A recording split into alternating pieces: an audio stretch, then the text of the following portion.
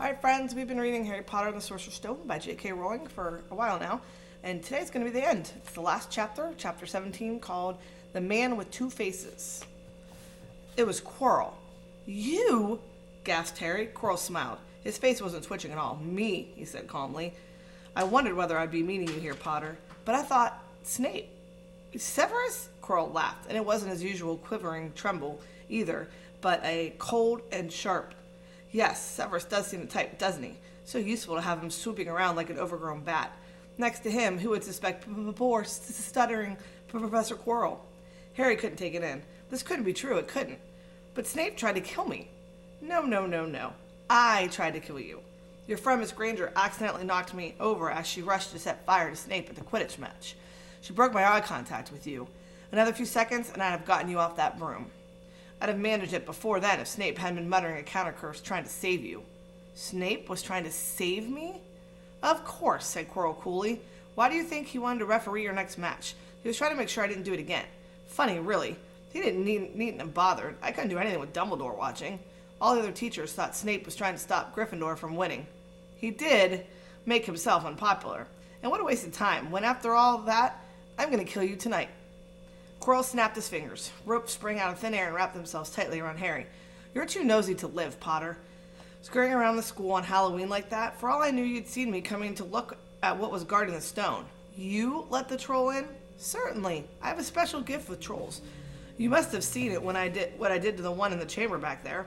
Unfortunately, while everyone else was running around looking for it, Snape, who already suspected me, went straight to the third floor to head me off.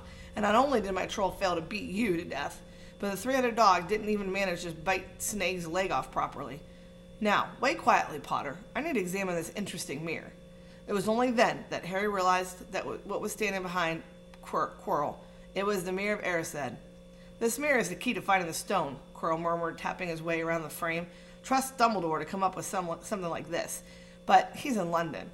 I'll be far away by the time he gets back. All Harry could think of doing was to keep Quirrell talking and stop him from concentrating on the mirror. I saw you and Snape in the forest, he blurted out. Yes, said Quirrell idly, walking around the mirror to look back at it. He was on me by that time, trying to find out how far I'd got. He suspected me all along, tried to frighten me, as though he could when I had Lord Voldemort on my side. Quirrell came back out from behind the mirrors and stared hungrily at it. I see the stone. I'm presenting it to my master, but where is it? Harry struggled against the ropes, biting him, but they didn't give. He had to keep Quirrell from getting his whole attention to the mirror. But Snape always seemed to hate me so much. Oh, he does, said Quirrell casually. Heavens, yes. He was at Hogwarts with her father, didn't you know? They loathed each other. But he never wanted you dead. But I heard you a few days ago sobbing. I thought Snape was threatening you. For the first time, a spasm of fear flitted across Quirrell's face. Sometimes, he said, I find it hard to follow my master's instructions. He's a great wizard, and I am weak. You mean he was in the classroom with you? Harry gasped. He is with me wherever I go, said Quirrell quietly. I met him when I traveled around the world. A foolish young man I was then, full of ridiculous ideas about good and evil. Lord Voldemort showed me how wrong I was. There is no good and evil. There's only power, and those too weak to seek it. Since then, I have served him faithfully. Although I have let him down many times, he had to be very hard on me. Quirrell shivered suddenly. He does not forgive mistakes easily. When I failed to steal the stone from Gringotts, he was the most displeased. He punished me, decided he would have to keep a closer watch on me. Quirrell's voice trailed away. Harry was remembering his trip to Diagon Alley. How could he have been so stupid? He'd seen Quirrell there that very day, shaking hands with him in the leaky cauldron. Quirrell cursed under his breath. I don't understand. Is the stone inside the mirror? Should I break it? Harry's mind was racing. What I want more than anything else in the world, at the moment, he thought, is to find the stone before Quirrell does. So if I look in the mirror, I should see myself finding it, which means I'll see where it's hidden. But how can I look without Quirrell realizing what I'm doing? He tried to edge to the left to get in front of the glass without Quirrell noticing, but the ropes around his ankles were too tight. He tripped and fell over. What does this mirror do? How does it work? Help me, master. And to Harry's horror, a voice answered, and the voice seemed to come from Quirrell himself. Use the boy. Use the boy. Quirrell rounded on Harry. Yes, Potter, come here. He clapped his hands once, and the ropes binding Harry fell off. Harry got slowly to his feet. "Come here," Quirrell repeated. "Look in the mirror and tell me what you see." Harry walked toward him. "I must lie," he thought desperately. "I must look and lie about what I see, that's all." Quirrell moved close behind him. Harry breathed in the funny smell that seemed to come from Quirrell's turban. He closed his eyes and stepped in front of the mirror and opened them again. He saw his reflection, pale and scared-looking at first. But a moment later, the reflection smiled at him. It put its hand into the pocket and pulled out a blood-red stone. It winked and put the stone back in the pocket. And as it did so, Harry felt something drop into his real pocket. Somehow, incredibly, he'd gotten the stone. "Well," said Quirrell impatiently, "what do you see?" "I see myself shaking hands with Dumbledore," he invented. I've won the House Cup for Gryffindor." Quirrell cursed again. "Get out of the way," he said. As Harry moved aside, he felt the Sorcerer's Stone against his leg. Dare he make a break for it? But he hadn't walked 5 paces before a high voice spoke through Quirrell, though Quirrell wasn't moving his lip. "He lies! He lies!" "Potter, come back here," Quirrell shouted. "Tell me the truth. What did you see?" The voice spoke again. "Let me speak to him, face to face." "Master, you are not strong enough. I have strength enough for this." Harry felt as if Devil's Snare was rooting him to the spot. He couldn't move a muscle. Petrified, he watched as Quirrell reached up and began to unwrap his turban. What was going on? The turban fell away. Quirrell's head looked strangely small without it. Then he turned slowly on the spot. Harry would have screamed, but he couldn't make a sound. Where there should have been a back to Quirrell's head, there was a face. The most terrible face Harry had ever seen. It was chalk white with glaring red eyes and slits for noses, like a snake. "Harry Potter," it whispered. Harry tried to step backward, but his legs wouldn't move. "See what I have become?" the face said. "Mere shadow and vapor. I have form only when I could share another's body, but there have always been those willing to let me into their hearts and minds. Unicorn blood has strengthened me these past weeks. You saw a faithful Quirrell drinking it for me in the forest. And once I have the elixir of life, I will be able to create a body of my own. Now, why don't you give me the stone in your pocket?" So he knew. The feeling suddenly surged back in Harry's legs. He stumbled backward. "Don't be a fool," snarled the face. "Better save your own life and join me, or you'll meet the same end as your parents. They died begging for mercy." "Liar!" Harry shouted suddenly. Quirrell was walking backward at him so that Voldemort could still see him. The evil face was now smiling. "How touching," it hissed. "I always value bravery. Yes, boy, your parents were brave. I killed your father first, and he put up a courageous fight, but your mother didn't have to die. She was trying to protect you. Now, give me the stone unless you want to have her have died in vain." "Never!" Harry sprang toward the flame door, but Voldemort screamed, "Seize him!"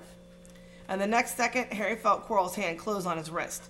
At once, a needle-sharp pain seared across Harry's scar. His head felt as though it was about to split in two. He yelled, struggling with all his might. And to his surprise, Quirrell let go of him. The pain in his head lessened. He looked around wildly to see where Quirrell had gone, and saw him hunched in pain, looking at his fingers. They were blistering before his eyes. "Seize him! Seize him!" shrieked Voldemort again. Quirrell lunged, knocking Harry clean off his feet, landing on top of him, both hands around Harry's neck. Harry's scar was almost blinding with pain. Yet he could see Quirrell howling in agony. "Master, I cannot hold him. My hands, my hands." And Quirrell, though pinning Harry to the ground with his knees, let go of his neck and stared bewildered at his own palms. Harry could see they looked burned, raw, red, and shiny. "Then kill him, fool, and be done," screeched Voldemort. Quirrell raised his hand to perform a deadly curse, but Harry, by instinct, reached up and grabbed Quirrell's face. "Ah!" Quirrell rolled off him, his face blistering too, and then Harry knew Quirrell couldn't touch his bare skin, not without suffering terrible pain. His only chance was to keep hold of Quirrell, keep him in enough pain to stop him from doing a curse. Harry jumped to his feet and caught Quirrell by the arm and hung on as tight as he could. Quirrell screamed and tried to throw Harry off. The pain in Harry's head was building. He couldn't see. He could only hear Quirrell's terrible shrieks and Voldemort yells of, "Kill him! Kill him!" and other voices, maybe in Harry's own head, crying, "Harry! Harry!" He felt Quirrell's arm wrenched from his grasp, knew all was lost, and fell into blackness. Down, down, down. Something gold was glinting just above him. The snitch. He tried to catch it, but his arms were too heavy. He blinked. It wasn't a snitch at all. It was a pair of glasses. How strange. He blinked again. The smiling face of Albus Dumbledore swam into view above him. "Good afternoon, Harry," said Dumbledore. Harry stared at him, and then he remembered. Sir, the stone, it was Quirrell. He's got the stone, sir, quick. Calm yourself, dear boy, you are a little behind the times, said Dumbledore. Quirrell does not have the stone. Then who does, sir? Harry, please relax, or Madame Pomfrey will have me thrown out. Harry swallowed and looked around him. He realized he must have been in the hospital ring. He was lying in bed with white linen sheets, and next to him was a table piled high with what looked like half of the candy shop. Tokens from your friends and admirers, said Dumbledore, beaming. What happened down in the dungeons between you and Professor Quirrell is a complete secret. So naturally, the whole school knows. I believe your friends, Misters Fred and George Weasley, were responsible for trying to send you a toilet seat. No doubt they thought it would amuse you. Madame Pomfrey, however, felt it might not be hygienic and confiscated it. How long have I been in here? 3 days. Mr. Ronald Weasley and Miss Granger will be most relieved you have come around. They have been extremely worried. But, sir, the stone. I see you are not to be distracted. Very well, the stone. Professor Quirrell did not manage to take it from you. I arrived in time to prevent this. Although you were doing a very good on your own, I must say. You got there. You got Hermione's owl. We must have crossed in midair. No sooner had I reached London than it became clear to me that the place I should be was the one I had just left. I arrived just in time to pull Quirrell off of you. It was you. I feared I might be too late. You nearly were. I couldn't have kept him off the stone much longer. Not the stone, boy, you. The effort involved nearly killed you. For one terrible moment there, I was afraid it had. As for the stone, it has been destroyed. Destroyed? Said Harry blankly. But your friend, Nicholas Flamel. Oh, you know about Nicholas, said Dumbledore, sounding quite delighted. You did do the thing properly, didn't you? Well, Nicholas and I have had a little chat and agreed it's all for the best. But that means he and his wife will die, won't they? They have enough elixir stored to set their affairs in order, and then, yes, they will die. Dumbledore smiled at the amusement on Harry's face. To one as young as you, I'm sure it seems incredible, but to Nicholas and Purnell, it really is like going to bed after a very, very long day. After all, to the well-organized mind, death is but the next great adventure. You know, the stone was really not such a wonderful thing. As much money and life as you could want, the two things most human beings would choose above all. The trouble is, humans do have a knack of choosing precisely those things that are the worst for them. Harry lay there, for words. Dumbledore hummed a little and smiled at the ceiling. Sir, said Harry, I've been thinking. Sir, even if the stone's gone, you know who, call him Voldemort, Harry, always use the proper name for things. Fear of a name increases the fear of the thing itself. Yes, sir. Well, Voldemort's going to try other ways of coming back, isn't he? He hasn't gone, has he? No, Harry, he has not. He is still out there somewhere, perhaps looking for another body to share. Not being truly alive, he cannot be killed. He left Quirrell to die. He shows just as little mercy to his followers as his enemies. Nevertheless, Harry, while you may only have delayed his return to power, it will merely take someone else who is prepared to fight what seems a losing battle next time. And if he is delayed again and again, why, he may never return to power. Harry nodded, but stopped quickly because it made his head hurt. Then he said, Sir, there are some other things I'd like to know if you could tell me. Things I want to know the truth about. The truth? Dumbledore sighed. It's a beautiful and terrible thing, and should therefore be treated with great caution. However, I shall answer your questions unless I have a very good reason not to, in which case I beg you'll forgive me. I shall not, of course, lie. Well, Voldemort said that he only killed my mother because she tried to stop him from killing me. But why would he want to kill me in the first place? Alas, the first thing you ask me, I cannot tell you. Not today. Not now. You will know one day. Put it from your mind for now, Harry. When you are older, I know you hate to hear this. When you are ready, you will know. And Harry knew it would be no good to argue. But why couldn't Quirrell touch me? Your mother died to save you. If there is one thing Voldemort can understand, it is love. He didn't realize the power that love has, as your mother's for you leaves its own mark. Not a scar, no visible sign. To have been loved so deeply, even though the person who loved us is gone, will give us some protection forever. It is in your skin. Quirrell, full of hatred, greed, and ambition, sharing his soul with Voldemort, could not touch you for that reason. It was agony to touch a person marked by something so good. Dumbledore now became very interested in a bird out on the windowsill, which gave Harry time to drive his eyes on the sheet. When he found his voice again, Harry said, An invisibility cloak? Do you know who sent it to me? Ah, your father happened to leave it in my possession, and I thought you might like it. Dumbledore's eyes twinkled. Useful things. Your father used it mainly for sneaking off to the kitchen to steal food when he was here. And there's something else. Fire away. Quirrell said Snape. Professor Snape, Harry. Yes, him. Quirrell said he hates me because he hated my father. Is that true? Well, they did rather detest each other. Not unlike yourself and Mr. Malfoy. And then your father did something Snape could never forgive. What? He saved his life. What? Yes, said Dumbledore dreamily. Funny the way people's minds work, isn't it? Professor Snape couldn't bear being in your father's debt. I do believe he worked so hard to protect you this year because he felt that would make him and your father even. Then he could go back to hating your father's memory in peace. Harry tried to understand this, but it made his head pound, so he stopped. And sir, there's one more thing. Just the one? How did I get the stone out of the mirror? Ah, now, I'm glad you asked me that. It was one of my more brilliant ideas. And between me and you, that's saying something.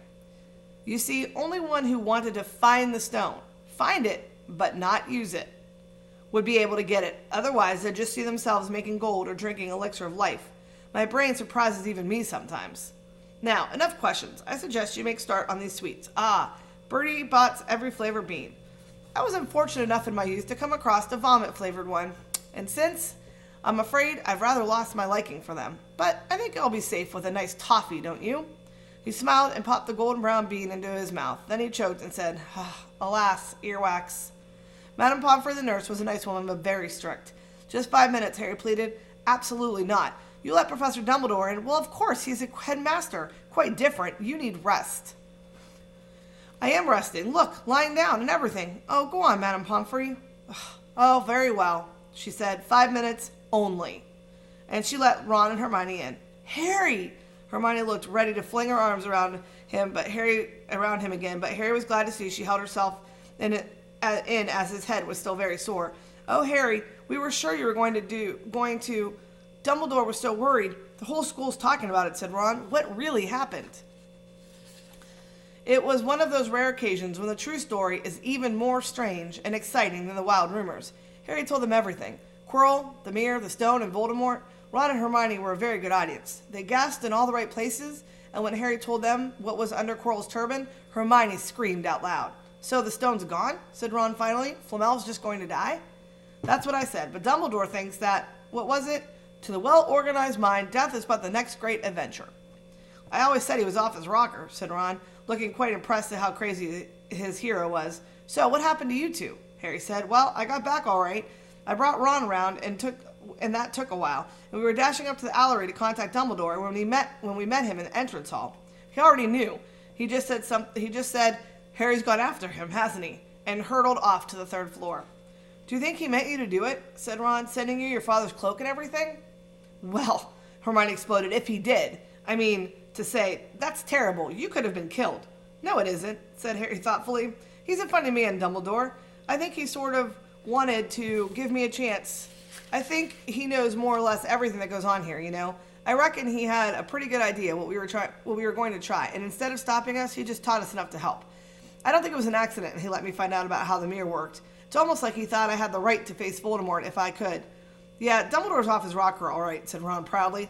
Listen, you've got to be up for the end of the year feast tomorrow. The points are all in, and the Slytherin won, of course. You missed the last Quidditch match. We were steamrolled by Ravenclaw without you. But the food will be good. At that moment, Madame Pomfrey bustled over. You had nearly 15 minutes. Now out, she said firmly. After a good night's sleep, Harry felt nearly back to normal. I want to go to the feast, he told Madame Pomfrey as she straightened his many candy boxes. I can, can't I? Professor Dumbledore says you're allowed to go, she said sniffly, as though her opinion Professor Dumbledore didn't realize how risky feast could be. And you have another visitor. Oh, good, Harry said. Who is it? Hagrid sidled through the door as he spoke. As usual, when he was indoors, Hagrid looked too big to be allowed. He sat down next to Harry and took one look at him and burst into tears. It's all my ruddy fault, he sobbed, his face in his hands. I told the evil Git how to get past Fluffy. I told him I was the only thing he didn't know, and I told him. You could have died, all for a dragon egg. I'll never drink again. I should be chucked out and made to live with muggles. Hagrid, said Harry, shocked to see Hagrid shaking with grief and remorse, great tears leaking down into his beard. Hagrid, he'd have found out somehow. This is Voldemort we're talking about. He'd have found out even if you hadn't told him. You could have died, sobbed Hagrid, and don't say the name. Voldemort, Harry bellowed, and Hagrid was so shocked he stopped crying. I've met him, and I'm calling him by his name. Please cheer up, Hagrid. We saved the stone. It's gone. He can't use it. Have a chocolate frog. I've got loads. Hagrid wiped his nose on the back of his hand and said, "That reminds me, I've got you a present." "It's not a stuffed sandwich, is it?" said Harry anxiously, and at last Hagrid gave a weak chuckle. "Nah, Dumbledore gave me the day off yesterday to fix it. Of course, he should have sacked me instead. Anyway, got you this." It seemed to be a handsome leather-covered book. Harry opened it cautiously. It was full of wizard photographs. Smiling and waving at him from every page were his mother and father. "Sent owls off to your parents' old school friends asking for photos. Knew you didn't have any. Do you like it?" Harry couldn't speak, but Hagrid understood. Harry made his own way down to the end of the year feast alone that night. He had been held up by Madame Pomfrey's, fussing about, insisting on giving him one last checkup. So the great hall was already full. It was decked out in Slytherin colors of green and silver to celebrate Slytherin's winning of the House Cup for the 7th year in a row. A huge banner showed the Slytherin serpent covered the wall behind the high table. When Harry walked in, there was such a sudden hush, and then everybody started talking loudly at once. He slipped into a seat between Ron and Harry at the Gryffindor table and tried to ignore the fact that people were standing to look at him. Fortunately, Dumbledore arrived moments later, and the babble died out. "Another year gone," Dumbledore said cheerfully, "and I must trouble you with an old man's wheezing waffle before we sink our teeth into our delicious feast. What a year it has been. Hopefully your heads are a little fuller than they were. You have the whole summer ahead to get them nice and empty before next year starts. Now, as I understand it, the House Cup here needs awarding, and the points stand thus. In 4th place, Gryffindor, with 312 points. In 3rd place, Hufflepuff, with 352. Ravenclaw has 426, and Slytherin 472. A storm of cheering and stamping broke out from the Slytherin table. Harry could see Draco Malfoy banging his goblin on the table. It was a sickening sight. Yes, well done, Slytherin, well done," said Dumbledore. "However, recent events must be taken into consideration." The room went very still. The Slytherin smiles faded a little bit. "Ahem," said Dumbledore. "I have a few last-minute points to dish out. Let me see. Yes, first, to Mr. Ronald Weasley." Ron went purple in the face. He looked like a radish with a bad sunburn. "For the best played game of chess Hogwarts has seen in many years, I award Gryffindor House 50 points." Gryffindor's cheers nearly raised the bewitched ceiling. The stars overhead seemed to quiver. Percy could be heard telling the other prefects, "My brother, my youngest brother got past McGonagall's giant chess set." Alas, there was silence again. "Second, to Miss Hermione Granger, for the use of cool logic in the face of fire, I award Gryffindor House 50 points." Hermione buried her face in her arms. Harry strongly suspected she had burst into tears. Gryffindors up and down the table were beside themselves. They were up 100 points. "Third, to Mr. Harry Potter," said Dumbledore. The room went deadly quiet. "For pure nerve and outstanding courage, I award Gryffindor House 60 points. The din was deafening. Those who could add up while yelling themselves hoarse knew that Gryffindor now had 472 points, exactly the same as Slytherin. They had tied for the House Cup. If only Dumbledore had given Harry just one more point. Dumbledore raised his hand. The room gradually fell silent. "There are all kinds of courage," said Dumbledore. "It takes a great deal of bravery to stand up to our enemies, but just as much to stand up to our friends. I therefore award 10 points to Mr. Neville Longbottom." Someone standing outside the great hall might well have thought some sort of explosion had taken place. So loud was the noise that erupted from the Gryffindor table. Harry, Ron, and Hermione stood up to yell and cheer, as Neville, white with shock, disappeared under a pile of people hugging him. He had never won so much as a point for Gryffindor before.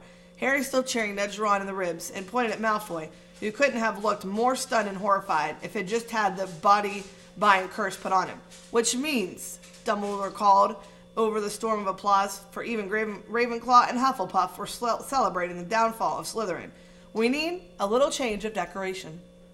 He clapped his hands, and in an instant the green hangings became scarlet and the silver became gold. The huge Gryffindor lion took its place. Snape was shaking Professor McGonagall's hand with a horrible, forced smile. He caught Harry's eye, and Harry knew at once that Snape's feelings toward him hadn't changed one jot. This didn't worry Harry. It seemed as though life would be back to normal next year, or as normal as it ever was at Hogwarts. It was the best evening of Harry's life, better than winning at Quidditch or Christmas or knocking out mountain trolls. He would never, ever forget tonight. Harry had almost forgotten the exam results were still to come, but they did. To their great surprise, both he and Ron passed with good marks. Hermione, of course, had the best grades for the first years. Even Neville scraped through, his good herbology mark making up for his abysmal potions one. They had hoped that Goyle, who was almost as stupid as he was me, might be thrown out, but he had passed too. It was a shame, but as Ron said, you couldn't have everything in life. And suddenly their wardrobes were empty, their trunks were packed. Neville's toad was found lurking in a corner of the toilets. Notes were handed out to the students, warning them not to use magic over the holidays. I always hope they'll forget to send these, said Fred Weasley sadly. Hagrid was there to take them down to the fleet of boats that sailed across the lake. They were boarding the Hogwarts Express, talking and laughing as the countryside became greener and tidier, eating Bertie Bott's every flavor beans. As they sped past Muggle towns, pulling off their wizard robes and putting on jackets and coats, pulling into platform 9 3/4 at King's Cross Station. It took quite a while for them all to get off to the platform. A wizened old guard was up by the ticket barrier, letting them go through the gate in 2s or 3s so they didn't attract attention by all busting out in the solid wall at once and alarming the Muggles. You must come and stay this summer, said Ron. Both of you. I'll send you an owl. Thanks, said Harry. I'll need something to look forward to. People jostled them as they moved forward toward the gate back to the Muggle world. Some of them called, "Bye, Harry. See you, Potter." "Still famous," said Ron, grinning at him. "Not where I'm going, I promise you," said Harry. He, Ron, and Hermione passed through the gate together. "There he is, Mom. There he is. Look." It was Ginny Weasley, Ron's younger sister, but she wasn't pointing at Ron. "Harry Potter," she squealed. "Look, Mom, I can see—" "Shh, be quiet, Ginny. It's rude to point." Mrs. Weasley smiled down at them. "Busy year?" she said. "Very," said Harry. "Thanks for the fudge and the sweater, Mrs. Weasley." "Oh, it was nothing, dear." "Ready, are you?" It was Uncle Vernon, still purple-faced, still mustached, still looking furious at the nerve of Harry carrying an owl in a cage in a station full of ordinary people. Behind him stood Aunt Petunia and Dudley, looking terrified at the very sight of Harry. "You must be Harry's family," said Mrs. Weasley. "In a matter of speaking," said Uncle Vernon. "Hurry up, boy. We haven't got all day." He walked away. Harry hung back for the last word with Ron and Hermione. "See you over the summer, then." "Hope you have a good holiday," said Hermione, looking uncertainly after Uncle Vernon, shocked that anyone could be so unpleasant. "Oh, I will," said Harry, and they were surprised at the grin that was spreading over his face. "They don't know I'm not allowed to use magic at home. I'm going to have a lot of fun with Dudley this summer." The end. Hope you guys enjoyed the book. It's one of my favorites. You can now start maybe looking at Chamber of Secrets, Harry Potter and the Chamber of Secrets, book 2. I will see you guys later. Bye.